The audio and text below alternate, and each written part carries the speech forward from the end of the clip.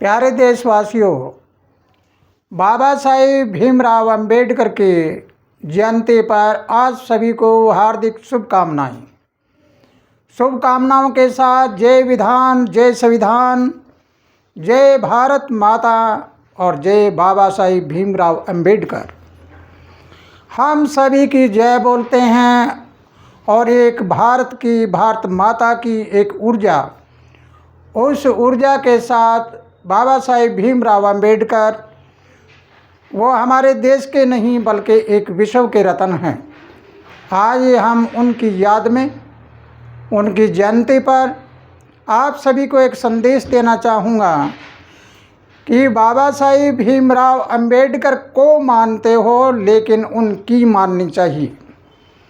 उन्होंने अपने जीवन में एक महान संघर्ष किया, महान संघर्ष करके और दलित, पिछड़े आदि जो भी लोग दबे कुचले हैं या और है, पूरे देशवासियों के लिए एक संविधान, ऐसा संविधान बनाकर रखा जो पूरे विश्व में सबसे अलग है। हमारा संविधान, हमारा विधान कैसा है? हमारा संविधान लचीला तथा कठोर है। लचीला इसलिए है, इसमें कोई अमेंडमेंट की जा सकती है। कठोर इसलिए है कि इसको कोई तोड़ नहीं सकता। ऐसे संविधान निर्माता जो संविधान सभा के प्रमुख रहे हैं, उनके अध्यक्ष थे, लेकिन अब हमें उनकी याद में देखना है कि उन्होंने जो हमें दिया वो बहुत कुछ दिया। ये हमारे लिए एक बहुत बड़ा गिफ्ट है।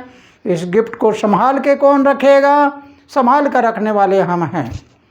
लेकिन आज बाबा साहेब भीमराव अंबेडकर की जयंती पर आप सभी देशवासियों को एक संदेश देना चाहूँगा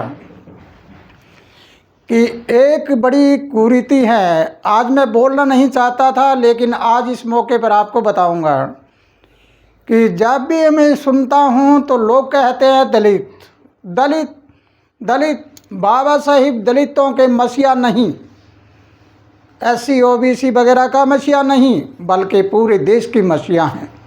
और हमने कह दिया कि मेरा है, अपना है, मेरा अपना। बाबा साहिब को कौन कहता है दलित थे? उस जगह पर मैं जाकर आया हूँ जहाँ उनका जन्म हुआ। उनके पिताजी श्री रामजी राव जी ये सेना में सूबेदार थे और उनकी जन्म स्थली जगह में मैं अपने आप जाके आया हूँ। मेरा प्रोग्राम हुआ है 3 दिन के लिए, तो इसलिए वहाँ पर जाने के बाद पता लगा कि बाबा साहिब ने जो कुछ किया वो आज जो बोल रहे हैं वो नहीं, बल्कि वो तो जाति धर्म समाज से ऊपर उठकर जीवन जीने वाले थे। उन्होंने कहा था कि मैं जिस जाति धर्म समाज में जन्मा हूँ मैं उसका नहीं हूँ, मैं जिसको मानता हूँ उसका हूँ। जाति धर्म समाज मेरा है, मैं किसी का नहीं। लेकिन आप लोग बाबा साहिब की जय बोलने वाले क्या कह रहे हो? तुम तो कह रहे हो कि मैं जिस जाति धर्म समाज में जन्मा हूँ उसका हूँ। इसके मतलब विपरीत है। आज हम प्रेरणा ले, अपनी जातिवाद को छोड़ो। बाबा साहिब ने आर्थिक समानता और सामाजिक समानता के लिए ही संघर्ष करके अपना जीवन पूरा बिताया था। और ऐसे महापुरुष ने जो हमें दिया और आज हम उस जातिवाद में घुसड़े बैठे हैं। इसलिए इस जातिवाद को निरस्त कर दो, छोड़ दो इस जातिवाद को, और इस जातिवाद को छोड़कर तुम सारे भारतवासी एक हो जाओ। बाबा साहिब के 3 नारे थे और जो आज भी गूंज रहे हैं, शिक्षित बनो। कौन बने शिक्षित? पूरे देशवासी। उसमें कोई छोटा बड़ा नहीं। उनकी नज़र में वो देश के मसीहा थे, वो संविधान निर्माता थे, तो उनके नज़रों में कोई छोटा बड़ा नहीं था, न जाति थी, न धर्म था, न समाज था। फिर उन्होंने कहा संघर्ष करो। संघर्ष का मतलब जिंदाबाद मुर्दाबाद नहीं था। उन्होंने कहा कि हर देशवासी मेहनत करो, अपनी मेहनत की कमाई खाना, दूसरे के ऊपर नज़र मत डालना। फिर उन्होंने कहा संगठित रहो। उन्होंने किसी एक जाति धर्म समाज को संगठित रहने के लिए नहीं कहा। उन्होंने कहा कि पूरे देशवासी संगठित रहो, जाति धर्म समाज से ऊपर उठकर सारे संगठित रहो ताकि हमारे देश की गरिमा है पूरे विश्व में अलग रहे। हमारा देश विश्व गुरु तब बन सकता है।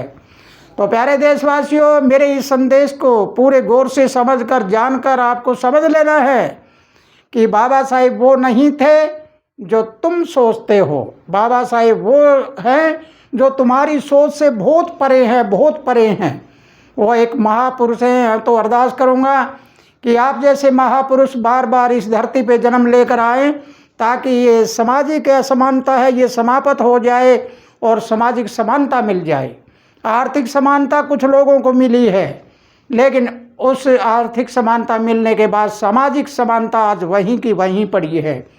तो इसलिए आप देशवासियों से मेरा आवेदन है कि बाबा साहिब भीमराव अंबेडकर संविधान निर्माता, भारत रत्न नहीं बल्कि विश्व रत्न के आज इस जन्म तिथि के ऊपर यानी जन्म दिवस के ऊपर हम प्रेरणा लें, हम ये शपथ लें कि हम अपनी जातियों को छोड़ दें, जातिवाद को भंग कर दें और सारे देशवासी एक हो जाए। न जाति न धर्म न समाज, सबका मालिक एक, विचार अनेक विचार अनेक, क्यों सब एक हो जाओ और सब जगह शांति कराओ।